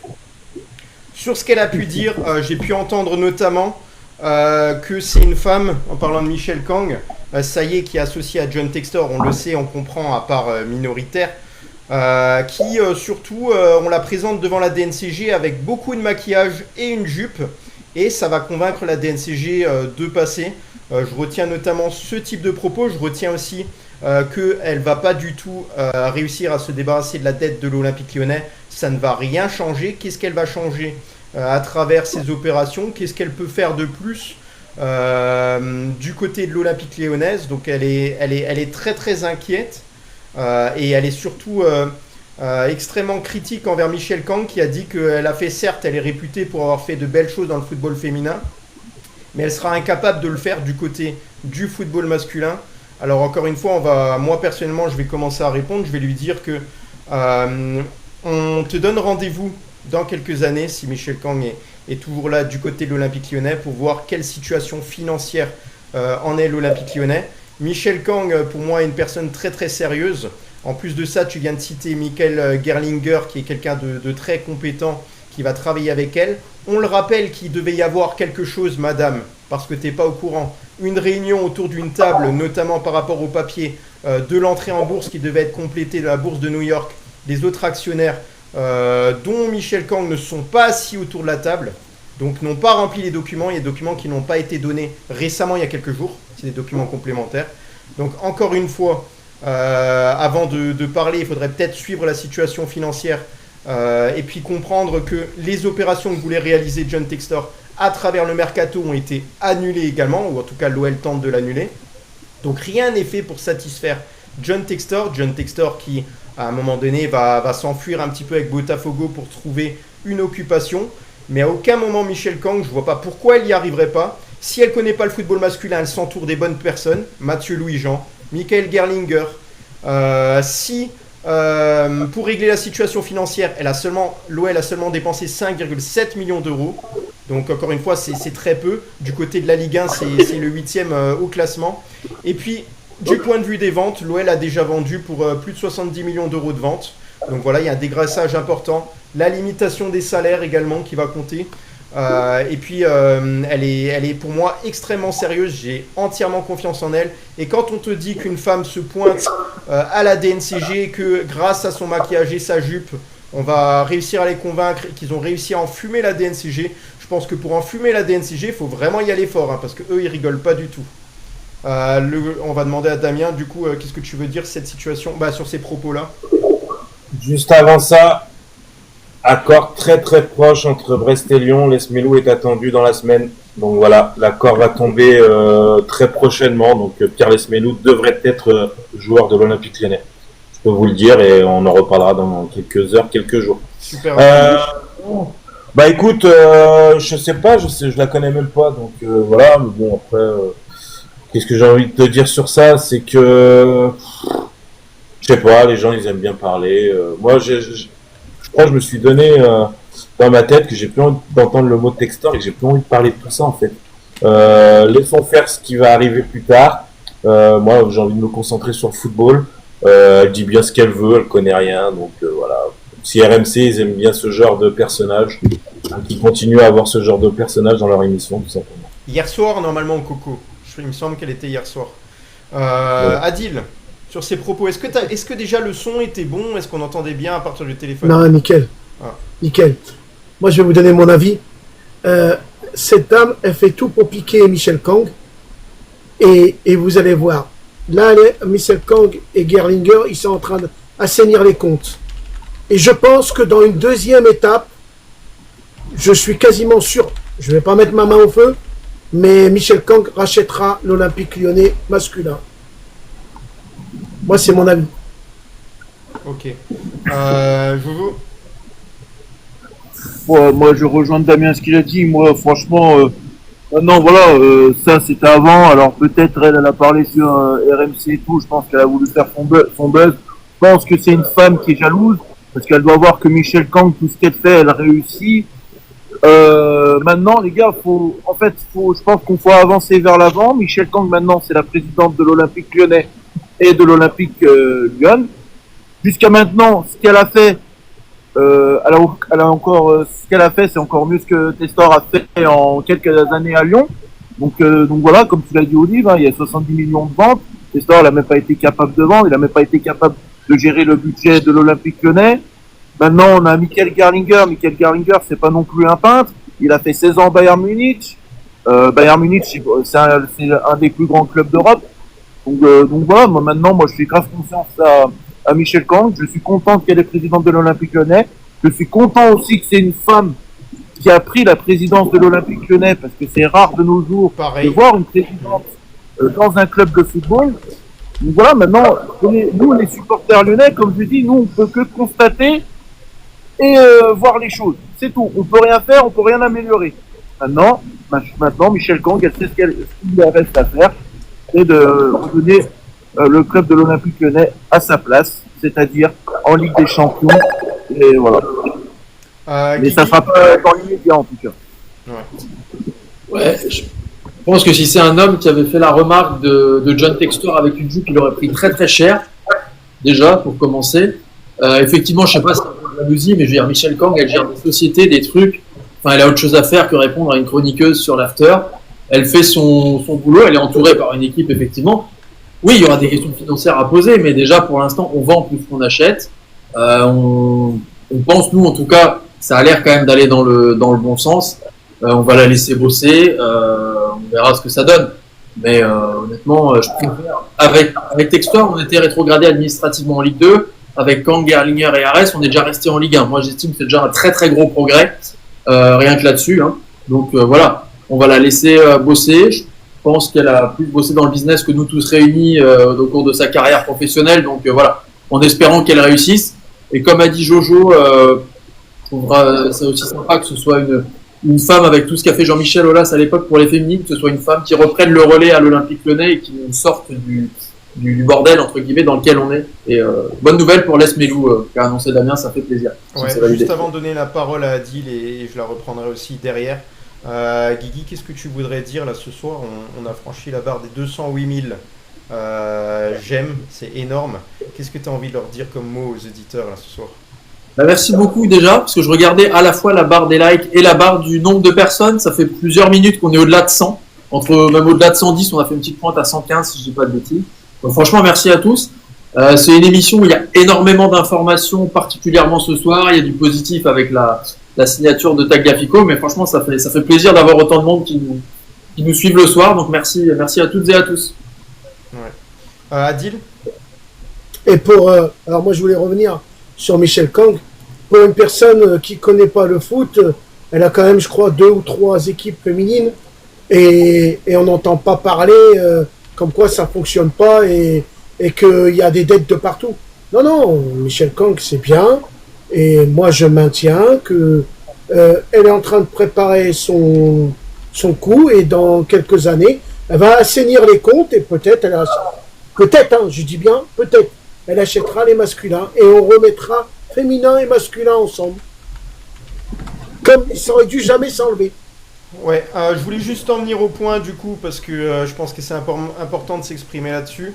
C'est vrai que ce soir, notamment, on avait pas mal d'informations importantes. Il y avait d'autres actualités que j'ai envie de voir. Il y en a une notamment que je vais vite fait parler. Mais dans tous les cas, les gars, ce que vous avez fait ce soir, oui, c'est énorme. Hein, c'est vraiment un petit record. En tout cas, c'est un grand plaisir d'avoir dépassé la barre des 200 000 likes. Il faut savoir que aujourd'hui on va avoir d'autres objectifs, il y a des choses qui vont se développer et je pense que vous aussi vous avez envie un petit peu de nous suivre au quotidien, de suivre l'actualité à la minute et c'est pour ça que très prochainement, demain ou après-demain, vous allez voir la possibilité de devenir privilégié du côté de l'émission. Avec cette nouveauté là, on vous en parlera demain ou après-demain, restez connectés parce que croyez-moi, ça va vous faire plaisir. On a travaillé les réseaux pour vous. Maintenant, je pense qu'il est temps de travailler à l'étape supérieure. Et puis, on s'est également retrouvé là tout dernièrement, l'équipe Peuple du Rhône, pour faire une petite réunion, pour festoyer un petit peu tous ensemble. Et on a parlé, on a un petit peu discuté, on s'est dit qu'est-ce qu'on peut faire pour vous. Et voilà, on va vous tenir informés prochainement. Donc, merci beaucoup les Gaunes, merci. N'hésitez pas à suivre la chaîne Peuple du Rhône, hein. C'est énorme, je vois qu'il y en a qui aiment bien suivre cette chaîne, donc c'est avec plaisir. On a vu que si on en parle un petit peu, hein, que ce soit en ville, sur Lyon un petit peu, n'hésitez pas à en parler à vos proches également. Et puis il y avait une dernière information, notamment que je voulais voir avec vous. On a eu un petit peu le portrait de Alfonso Moreira qui était arrivé très jeune du côté de l'Olympique Lyonnais. Et c'est vrai qu'on a pu avoir un petit peu des informations sur son CV, on va dire. On sait qu'il était inconnu en France, mais un petit familier en tout cas du côté du Portugal. On rappelle que Alfonso Moreira, il est né à Lamego au Portugal en 2005. Il a tapé rapidement dans l'œil du Sporting dès l'âge de 12 ans. L'Elia a effectué ses débuts professionnels avec les Lisboètes en août 2023 face à Vizela en championnat. Et puis après, il s'est un peu aguerri chez les grands. Hein. Il avait 20 ans en ce moment-là. Et il a une carrière internationale déjà riche, mais chez les juniors. Donc il est présent dans toutes les catégories de jeunes. Numéro 17 de l'OL a notamment inscrit 4 buts en 5 matchs lors de l'Euro U17 en 2022. Il compte seulement 13 matchs dans l'élite. Et on le rappelle qu'il avait joué un match de Ligue des Champions face à Dortmund. Mais après, il avait été prêté du côté de Gil Vicente en Italie. Non, c'est en Espagne. Hein. Non, c'est au Portugal. Portugal. Gil Vicente aussi. Oui. Ok, bah là tu m'apprends un truc. Alors là j'ai confondu. Donc 5 matchs et une passe décisive. Il est tout de même double champion du Portugal en 2024 et 2025. Et oui, il était déjà présent avec le groupe lyonnais avant l'officialisation. Et ça faisait quelques temps que Paulo Fonseca le voulait à l'Olympique Lyonnais. Donc voilà, il faut le rappeler qu'il a été formé au Sporting. Et qu'au Sporting, qui c'est qui a explosé les gars comme joueur? Qui c'est qui est le plus connu formé au Sporting? Cristiano Ronaldo. Voilà. Et le Suédois, là, un peu plus récemment, Victor Gyökeres, également, qui avait joué là-bas. Bon, il doit y en avoir encore d'autres, hein, si on recherche. Et attention, sur son écran de téléphone, il a Ronaldo, le petit jeune. Et attention, il faut savoir une anecdote racontée par Bernard Lacombe, c'est qu'à l'époque, Ronaldo a failli venir à l'Olympique Lyonnais. Le Sporting voulait Tony Vérel et incluait Cristiano Ronaldo dans la balance, sauf que Lyon a refusé parce qu'il ne voulait pas se séparer de Tony Vérel. Ça, c'est une info très fiable. On te demande, toi qui es là maintenant, Damien, pourquoi tu as posté des drapeaux anglais? Est-ce qu'il y avait quelque chose à signifier par rapport à ça? On te demande. Par rapport au problème. Voilà. Ça arrive. Par contre, il y a un truc qu'on n'a pas parlé, Olivier. Il faut savoir qu'on en avait parlé dans Peuple du Rhône. Ça y est, c'est officiel. Vous pouvez aller sur Eagle Football Group. L'activité de l'exercice 2024-2025 est en ligne en PDF. Donc, vous avez accès à tout ce qui s'est passé, à exactement les vrais prix des transferts, des départs des joueurs. Vous savez quoi, Vous on allez voir. examinera demain. On mettra le document et on examinera tout ça. Ouais. Il y a juste un truc que je peux dire, c'est que le Penant, en fait, on va peut-être le vendre plus de 10 millions. Voilà. Il y a énormément de clauses dessus, ça peut aller jusqu'à 9 millions de bonus. D'accord, là tu m'apprends un truc. Ah ouais. Ok. J'ai Voilà, j'ai fait le Ouais. tour un petit peu de l'actualité lyonnaise. Est-ce que quelqu'un veut rajouter quelque chose? Sinon, on le rappelle, on a l'actualité de la Ligue 1 également avec la fraîche Ligue 1 et l'Europe Arena pour les actualités européennes que va enchaîner Damien. Ouais. C'est bon pour tous? Allez, on Ah va bah, attaquer. c'était On attaque très la fraîche enrichi. Ligue 1 du coup. Ouais, bah, Fresh Ligue 1, pas trop grand chose. Bon, quelques trucs quand même. Hein. Skriniar, ça y est, hein, reste à Fenerbahçe. Il était prêté cette année à Fenerbahçe. Là, ils ont trouvé un accord définitif pour le transfert, 10 millions d'euros. Donc voilà, le joueur va rester en Turquie. Et ben, bonne nouvelle pour les Marseillais. Hein. Pexao est attendu, ça y est, accord total, conclu, contrat de 5 ans. Le transfert devrait avoisiner les 35 millions d'euros. Donc voilà, Pexao va être un joueur de Marseille. Je pense que les Marseillais vont l'attendre à Marignane très bientôt. Voilà, sinon j'en avais parlé il y a quelques jours, je crois que c'était même peut-être plutôt Greg. Hein. Panders a été officialisé par Strasbourg, gardien de Chelsea, pour un prêt d'1 an. Donc voilà, ils continuent leurs empiettes avec Chelsea. Donc voilà, mais ça dérange personne dans les autres présidents de Ligue 1, mais bon, c'est pas grave. Lille s'intéresse à Kay Wagner, alors latéral gauche de Philadelphie, 28 ans, qui joue en MLS. Alors c'est quand même, en ce moment, je trouve qu'il y a beaucoup de clubs de Français qui s'intéressent à la MLS. Je trouve que la MLS elle est en train de prendre un peu de ampleur. Moi, je la suis un peu, plus pour les paris sportifs, voilà, mais ouais, il y a peut-être des joueurs à prendre, mais je trouve pas le niveau bien fou. Voilà. Un autre truc côté Paris, accord verbal avec le PSG et Lille hein, pour Chevalier. Donc dans les petits plans, il se serait que voilà, ça serait bien le remplaçant de Donnarumma. Donc on va voir si Donnarumma va trouver un point de chute ailleurs. Donc voilà, mais il y a un accord verbal. Lucas Chevalier est promis au PSG en cas de départ de Donnarumma. Ça devrait s'intensifier, je pense, au mois d'août. Un petit transfert, un petit accord du côté de Metz. Alors ils ont un accord avec le club de Fredrikstad. Je sais plus, c'est un pays de l'Est. C'est Jonathan Fischer, c'est gardien danois, donc je pense que c'est au Danemark. Oui, voilà, donc le gardien danois. C'est au Danemark, 23 ans. L'accord serait de 3 millions d'euros, donc le gardien est attendu du côté de Metz. À voir ce que ça donne. Et voilà, j'avais parlé d'Akwaku, mais on en a parlé. Donc Akwaku va s'envoler normalement pour Saragosse pour un prêt d'1 an. Il se dirait que ça serait 50-50 au niveau du salaire, donc on va attendre l'officialisation gentiment pour voir comment ça se passe au niveau d'Akwaku, au niveau de la Real Saragosse. On enchaîne sur l'Europe Arena. Ouais, allez, l'Europe Arena, c'est parti. Un peu plus d'infos. Bon, voilà, encore un feuilleton qui s'achève. Osimhen, ça y est, il a attendu à Galatasaray normalement demain ou même dans la soirée. On sait qu'en Turquie, il va avoir une grosse ferveur à l'aéroport. Voilà, le transfert, alors on a exactement le prix, donc c'est 75 millions d'euros le tout. Donc 40 millions d'euros tout de suite payés par Galatasaray.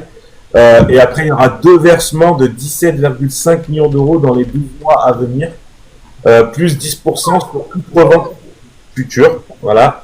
Et bien sûr, ça c'est la nouveauté des clubs de Serie A. Une clause anti-Serie A est prévue pour les 2 ans à venir. Donc le joueur n'a plus le droit de signer dans un club de Serie A dans les 2 prochaines années. Il y a eu un autre joueur comme ça, je crois que c'est Retegui qui est parti en Arabie Saoudite qui a eu ça. Chelsea, j'en ai parlé il y a quelques jours, est proche d'un accord. Donc ils ont fait une offre de 40 millions d'euros pour le défenseur central Atto de l'Ajax. Très bonne pioche. Mais bon, après, je crois que Chelsea, ça va être son 83e joueur contrat pro. Donc voilà. Mais le joueur va absolument signer à Chelsea. L'accord est très proche, ça va vite se finaliser. Il devrait rejoindre Chelsea cette saison. J'en ai parlé il y a 3 jours. James Trafford de Burnley, ça y est, il a passé sa visite médicale cet après-midi.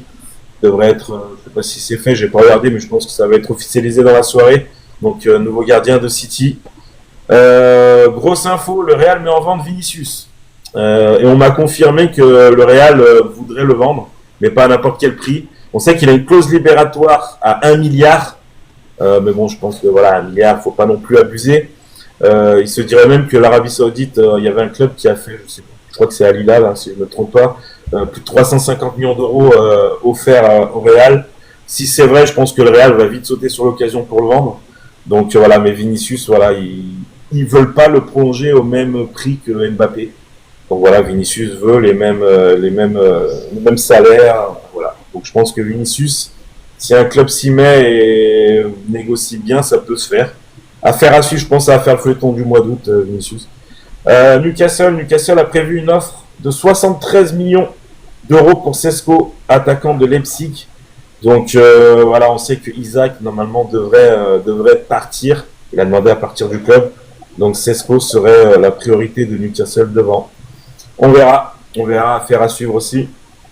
Ça y est, on connaît la visite médicale pour Luis Diaz. Il est attendu demain matin au Bayern Munich pour sa visite médicale. Donc voilà, tout est fait.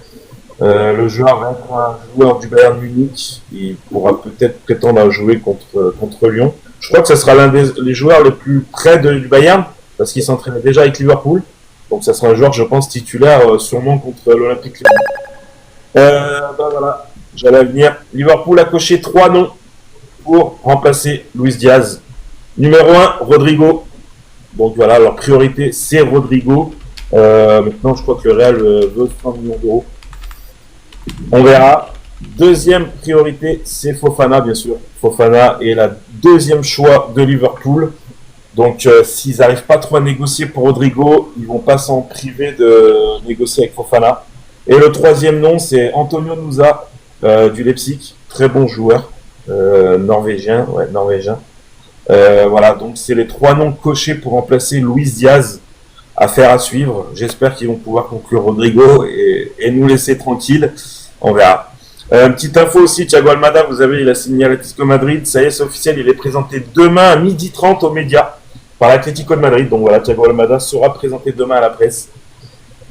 Bon voilà, bonne continuation à toi.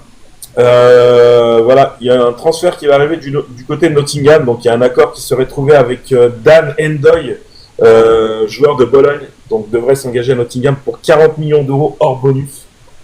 Donc voilà, je crois que Dan Endoy était pas loin d'un départ, je crois en Serie A ou Inter ou je sais plus, mais normalement il devrait s'envoler pour l'Angleterre. Newcastle est aussi en discussion avec Southampton pour le gardien Ramsdale. On sait qu'il voulait James Trafford, mais au final City a payé la clause libératoire de Trafford. Donc voilà, ça n'a pas pu se faire. Donc Newcastle se serait rabattu sur Ramsdale, affaire à suivre. Une info Serie A, Lookman de l'Atalanta, on sait que l'Inter est à fond sur lui. Le président de l'Inter justement a annoncé que ce transfert sera décisif cette semaine. Donc il a dit c'est simple, on n'ira pas au-delà de 50 millions d'euros. Et si dans les 2-3 jours il n'y a pas d'accord, ils arrêtent Lookman. Donc voilà, il a été cash, il a dit que ça doit se négocier cette semaine et pas après. Donc on verra. Ça y est, dénouement, j'en avais parlé plusieurs fois. Xhaka, Leverkusen s'est engagé aujourd'hui officiellement avec le club de Sunderland, 20 millions d'euros, 15,3 millions d'euros cash, plus 4,7 millions d'euros de bonus, contrat de 3 ans, donc voilà, il est avec la photo. Donc voilà, Xhaka est un joueur de Sunderland. Donc voilà, il y a 3 dernières infos. Alors Liverpool, les gars, ils ont de l'argent à gogo, alors ils n'ont pas recruté pendant 2 ans, hein. Donc voilà, ça reste un club de première ligue. Liverpool va proposer 140 millions d'euros pour Isaac. Pour l'attaquant de Newcastle, on sait que Isaac ne veut que Liverpool. Par contre, Newcastle en voudrait 170. Donc voilà, c'est des prix exorbitants. Liverpool, je crois ça va être le plus gros club en dépenses de mercato. Donc voilà, 2 dernières infos. Ben Narek va s'engager à Porto. Il a attendu dans la soirée. Je crois que même il a passé avec Miguel, défenseur central de Southampton, pour 7,5 millions d'euros. Et j'en ai parlé il y a une semaine. Suarez d'Almeria, ancien joueur de Marseille, pas Luis, un attaquant d'Almeria, vient d'être officialisé par le Sporting Lisbonne. Transfert de 25 millions d'euros et il a 27 ans. Donc c'est le remplaçant de Gyökeres. J'espère qu'il va performer comme lui. Mais ça va être compliqué quand même de trouver meilleur que Gyökeres pour Sporting. On t'a pas mal spammé sur Zegrova. Zegrova, j'ai regardé, tu l'as dit, hein, il a été mis dans le loft, du côté du loft. Oui. Ouais. C'est une offre de 10 millions qui a été faite. Il y aurait eu une offre de Lyon de 10 millions, mais je pense qu'elle devrait être Et- refusée. Et apparemment, voilà, il y a l'OM qui est sur ce dossier-là. De toute façon, c'est souvent comme ça en période de mercato d'été, c'est que quand Lyon fait une offre, Marseille arrive, quand Marseille fait une offre, Lyon pourrait arriver. Mais cette année, c'est compliqué parce qu'on pouvait pas se mettre sur Pexao pour 35 millions d'euros. On n'a pas de sous. Donc, voilà. Allez, les gars, on lance à Paris ou pas? C'est-à-dire, On lance à Paris. Vinicius Junior à Paris Saint-Germain, fin du mercato? Non. Non, Paris va pas vouloir l'acheter. Ils veulent pas rendre ce service au Real de Madrid. Bah moi, je Non. vais pas vous dire, mais moi, le seul club que Mbappé, pourrait aller, c'est bien le Paris Saint-Germain. ok, moi, Mais Mbappé est je parti- peux pas te dire, Mbappé j'arriverai est parti pas à gratuit, m'ennuyer hein. sur la situation. Je Non, sais non. pas du tout ce qui va se passer. Mais Damien, Non, Liverpool pourrait Ah, mettre 130 millions d'euros sur Isaac et encore en balancer 90 ou 100 sur Rodrigo. Ça me paraît à un moment donné. Sur Vinicius, non, il parlait.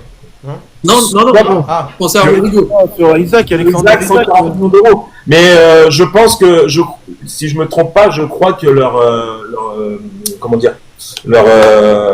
enveloppe du mercato serait de 700 à 800 millions d'euros. Liverpool. Et Ouais, un peu Damien, comme nous, quoi. mais là, on est d'accord que le fair play financier, on est en plein dedans. Là, on est en plein dedans avec Liverpool. Liverpool n'a pas recruté depuis 2 ans et avec les Ah oui, exact. Mais oui. Ah oui, exact. Donc ils ont de Damien- l'argent à dépenser. Exact, c'est vrai qu'ils n'ont pas recruté pendant 2 ans. Donc là, Damien, ils se rattrapent, quoi. Ah oui, il se rattrape. Un petit peu.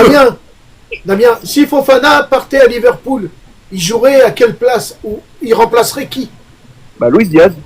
Luis Diaz est gauche. D'accord. Donc voilà. voilà donc des choses à ajouter là, les gars, sur ce qui s'est dit là durant ces débats, durant la fraîche Ligue 1 ou l'Europe Arena également. Bah ouais, on retiendra la plus belle nouvelle de la journée, hein. Nicolas Tagliafico, c'est magnifique. Magnifique. Ouais, on retient ça. Seule chose qui Moi, je retiendrai- pourrait arriver à l'Olympique Et Lyonnais Adil va nous dire autre chose, ouais. Adil, Ouais, je sens moi, qu'il va nous dire ouais. quelque chose d'intéressant. Ouais, moi je retiendrai ton coup de gueule, qui est bien, tu nous as appris quelque chose. Ok, ben, Moi j'avais déjà entendu, mais il l'avait entendu aussi. ça le fait coup de gueule plaisir de- Adil en tout cas. Voilà ceux qui n'ont pas pu faire encore de mots là par rapport aux auditeurs. Guigui l'a fait, Jojo, tu l'avais fait De quoi de pour remerciements par rapport aux auditeurs. Je te laisse leur dire comme un petit mot. d'habitude, hein, merci les gars, là on a encore battu un record ce soir, je ne sais pas quoi vous dire, vous êtes au top, vous êtes des mecs formidables, des auditeurs formidables. Merci pour toute l'équipe Peuple du Rhône, on vous remercie et puis c'est vous qui nous donne la force pour continuer justement à vous faire plaisir, à vous informer sur l'actualité de l'Olympique Lyonnais. Et voilà, et puis voilà, c'est ça. Voilà, c'est magnifique. Ouais, merci Et à puis, tous les auditeurs. Damien Je vous aime, les également. gars. Non, merci à tous. Restez bien connectés parce que la semaine va être riche en infos, riche en. Franchement, je pense qu'il y aura deux nouvelles arrivées à l'Olympique Lyonnais cette semaine. Je me mouille, mais j'ai pas peur. Vinicius et Rodrigo. Ouais. Et Isaac, t'as oublié Isaac, hein? Pardon. Allez, un petit mot, Un petit Panizza, mot, Panizza. Ah, moi, franchement, aujourd'hui, j'ai passé une des plus belles journées et tout depuis que j'habite ici. J'ai eu la visite depuis ce matin de Juju et Jojo. On s'est fait un super brasero. Maintenant, les pizzas nous attendent. Elles sont dans le four, là. Elles attendent et tout, là. Donc, là, je vous le dis honnêtement, les gars. Faut les inviter au cinéma, hein, pas au resto. Hein, Ah ouais? parce que, Pourquoi? ça mange. Hein, mais bon. Ah, En ouais. tout cas, ceux qui veulent venir un jour me voir, Olivier, Guigui, Dams, vous êtes vraiment les bienvenus. J'aimerais qu'un jour vous fassiez comme eux, Adil, On fait vous une venez sortie passer chez toi. Ouais. avec grand plaisir. On a la petite terrasse, là, ils sont là depuis ce matin, et là, on va passer à table et tout, on va manger des pizzas. Bah, en fait, T'as oublié de dire. C'est le président qui choisit, hein, c'est Olivier, hein, le président de l'émission. Donc, comme normalement tous les 1 an, on doit faire une réunion de fin d'année, ben on ira peut-être chez. Même en fin d'année, parfois on réfléchit, on essaye de se voir, en dehors de se voir autour du stade. Hein. Voilà, j'ai une petite terrasse, vous pouvez tous venir avec grand plaisir. Hein. Ah ouais, c'est bien. Voilà. Donc, C'est passé une super journée. allez, je fais le point par rapport à tout ça. Donc, on a ce soir 270 000 likes. On m'a dit 300 000, j'y ai pas cru. 270 000, c'est énorme, les gars. Mais j'ai envie de vous dire, quelque part, c'est un petit peu à la hauteur de tout le travail qui est réalisé en amont. Un travail qui a été fait par le passé, notamment sur la plateforme X, anciennement Twitter, sur lequel on avait déjà largement travaillé. On avait invité des personnes importantes, des journalistes, on rappelle journalistes SoFoot, des personnalités, des personnes du monde du football, des supporters importants. On avait réalisé tout ça et on s'est dit l'étape suivante c'est quoi? C'était le passage sur TikTok pour vous donner des petites vidéos, des photos également, pour pouvoir intervenir avec vous. Et tout ce qui s'est passé là, il faut savoir que c'est presque 3 heures de boulot pour nous par jour, c'est énormément de travail. On met ça en amont, on met en place, on travaille. N'oubliez pas le journal aussi Ferveur Lyonnaise qui est derrière tout ça, hein, le média, avec Grégory Zerbonne qui est là pour nous donner toutes les infos sur la Ligue 1. On a également voilà, Damien qui fait toujours son travail d'investigation, Adil qui ramène énormément de bonne humeur et ça fait pas mal sourire et rire les gens. On a également Jojo qui est là, qui a toujours bon cœur et qui fait des débats surtout avec beaucoup d'amour pour l'Olympique Lyonnais. On a Juju aussi, hein, Juju qui ramène sa pierre à l'édifice, on le connaît tous, il est très connu. On est toujours surpris de voir qu'il peut apporter quelque chose du côté de l'émission parce que Juju, en fait, c'est le supporter qui va donner son avis premier degré et ça apporte énormément. Il y a Guigui également qui est un des supporters les plus fervents. Qui donne toujours des réponses très intéressantes et puis c'est le rédacteur et le community manager aussi de la page Facebook Peuple du Rhône, allez voir, c'est vraiment très intéressant. Donc voilà, merci à tous, ce soir était une soirée exceptionnelle. T'oublies Greg. Officialisation. Pardon Adil? T'as oublié Greg. Greg, ouais, journaliste. J'en ai parlé du journal de Grégory, si j'en ai parlé. Gros bisous à Greg, les gars. Voilà. Gros bisous à Greg. Qui va faire son retour prochainement, hein. Vous allez retrouver Greg prochainement. Et puis les gars, si jamais à travers là les auditeurs, il y en a qui sont intéressés, venez postuler. On n'est pas sûr encore, on va voir en fonction des possibilités. Recruter un animateur de l'émission en plus, un consultant qui pourra compléter l'équipe. Alors on a déjà une équipe qui est assez complète, on aura une surprise dès septembre où on aura une voix féminine en plus, je ne vous cite pas de nom, qui va être là. Et puis Océane aussi qui va faire son retour avec plus de régularité. Voilà, ça aussi c'est à retrouver prochainement. Donc voilà, merci les gones, bonne soirée et puis à demain soir, hein. Désolé pour la longueur de l'émission. T'as pas donné le classement des meilleurs auditeurs les gars. Ah oui. Et Adil me le fait penser. Tu sais quoi Adil, c'est ta mission à chaque fois. Il fait penser. À la première place, on a Romuald de Bassé, première place, 231 points, c'est énorme. Deuxième, Marjolaine avec 92 points. Marjolaine, voilà, classée deuxième, comme l'Olympique de Marseille cette saison. C'est deuxième hein, qu'ils ont terminé. Oui. Elle est supportrice marseillaise. Donc, Juju également à troisième place, bravo à toi. Je sais pas si tu étais souvent sur le podium, Juju. Je crois que si, tu as déjà été en tout cas. Art Lyon également, 4ème place, je le vois de plus en plus régulièrement. Ours Polaire aussi qui est là avec pas mal de régularité. Yann Noël qui est souvent là et depuis le début lui. Donc bravo à lui. Fan Noël aussi, super régulier. Voilà, bravo à tout ça. La Mister Antonir, super sympa. Ayed Saïdan aussi également qui s'est rajouté il y a peu, hein, il me semble. C'est quelques semaines max, non?